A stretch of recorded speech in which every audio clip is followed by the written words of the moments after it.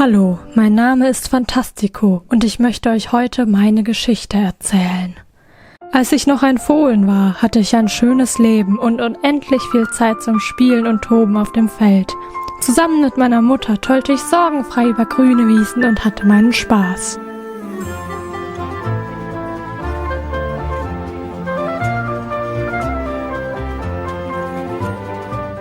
Doch sobald ich von ihr getrennt wurde, begann es steil bergab zu gehen.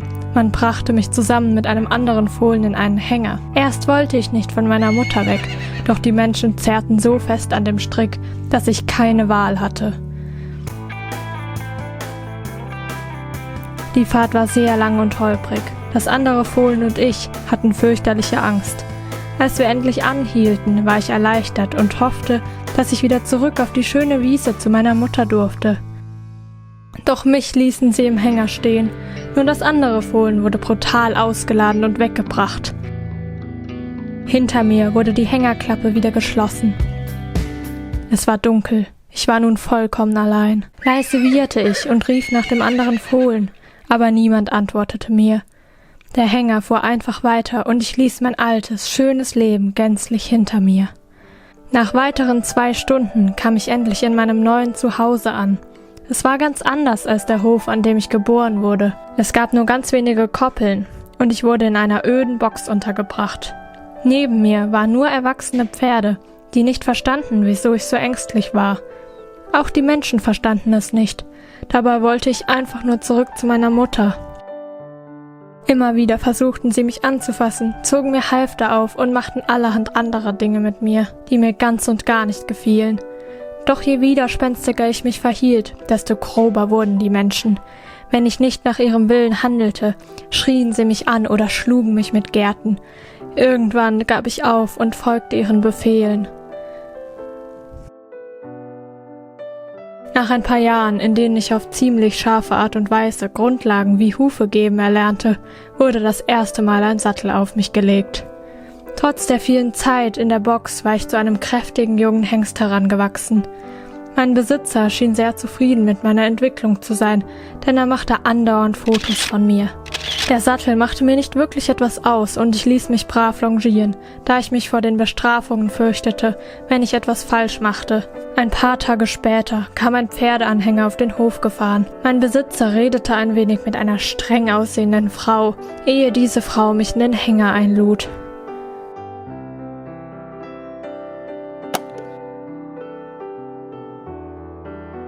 Nach einer Weile kamen wir wieder auf einem neuen Hof an, der 3. und letzte Hof, auf dem ich mein Leben verbringen würde.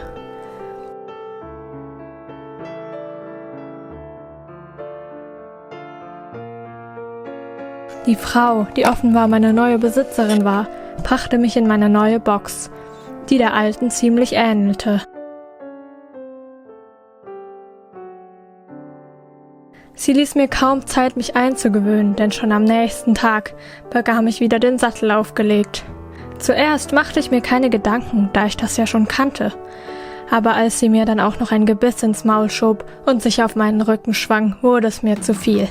Ich stieg, buckelte und schaffte es schließlich, sie abzuwerfen.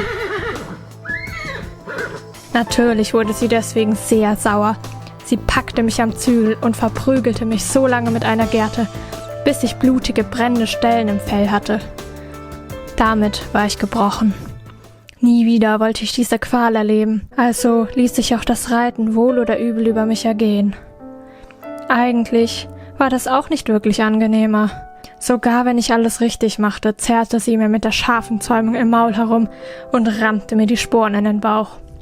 Ich wurde außerdem in eine unnatürliche Kopfhaltung gezwungen, weshalb mein Hals nahezu durchgängig schmerzte. Meine Besitzerin fragte immer kompliziertere Dressuraufgaben von mir ab, die ich trotz der Schmerzen so gut wie möglich auszuführen versuchte. Irgendwann war dann mein erstes Turnier. Wir fuhren zu einem großen Reitplatz mit ganz vielen anderen Pferden. Einige warfen mir mitfühlende Blicke zu, als sie sahen, wie meine Besitzerin mich behandelte. Es gab dort noch mehr Pferde, die in diese eingerollten Haltung gehen mussten. Man sah ihnen förmlich an, wie sie damit kämpfen mussten, nicht zusammenzubrechen. Auf die Pferde, die locker und ohne ständig die Sporen im Bauch zu haben, über den Platz laufen durften, war ich sehr neidisch. Vorher wusste ich nicht, dass es auch Menschen gab, die ihre Pferde nicht zu den komplizierten Aufgaben zwangen. Einigen machte es sogar Spaß. Mit gespitzten Ohren und freudigem Schwung hörten sie zu, was ihre sanften Reiter als nächstes mit ihnen vorhatten. Pferd und Reiter waren ein Team auf gleicher Ebene. Bei mir und meiner Besitzerin war das nicht der Fall. Ich war ihr Untergebener, ihr Sklave. Trotzdem gab ich mein Bestes, als wir an der Reihe waren. Ich wollte nicht, dass sie wieder sauer wurde und mich schlug.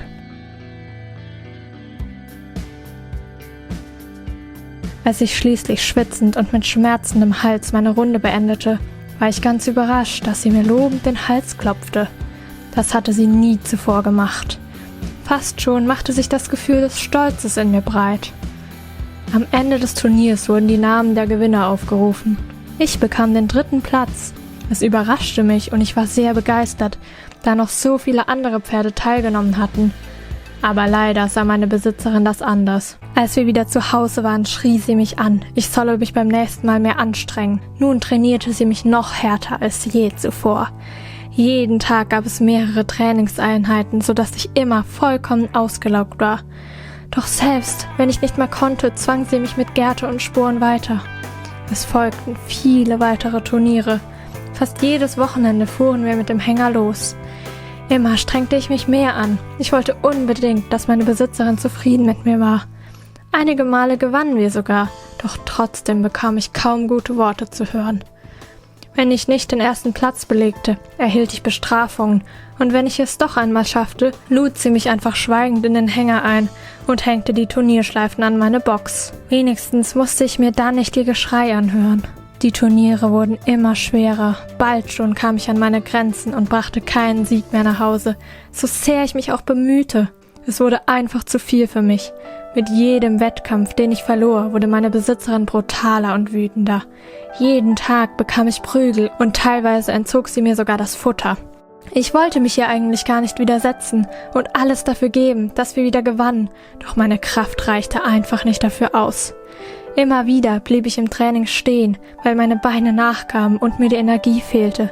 Doch meine Besitzerin wollte einfach nicht einsehen, dass sie mich maßlos überforderte. Immer wieder schlug sie mit der Gerte auf mich ein und wollte mich zum Weiterlaufen bewegen. Ich versuchte verzweifelt, ein Bein vor das andere zu setzen. Doch sie gaben einfach unter mir nach und ich stürzte zu Boden. Dabei begrub ich meine Reiterin unter meinem Gewicht.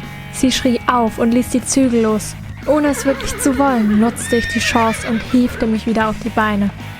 Meine Besitzerin schien verletzt zu sein, denn wider Erwarten sprang sie nicht auf, um mich wieder einzufangen, sondern blieb zeternd am Boden liegen. Wie in einem blinden Wahn, aus Schmerz und Verzweiflung gefangen, kratzte ich meine letzten Kraftreserven zusammen und galoppierte los. In rasanter Geschwindigkeit durchbrach ich das Tor des Reitplatzes. Ich war nicht mehr zu stoppen und rannte kopflos und unaufhaltsam weiter. Wie aus dem Nichts tauchte auf einmal ein Auto vor mir auf. Geschockt rammte ich meine Hufe in den Boden, um zu bremsen. Doch es war bereits zu spät. Ein stechender Schmerz fuhr durch meinen Körper, als das Auto mich mit voller Wucht erfasste.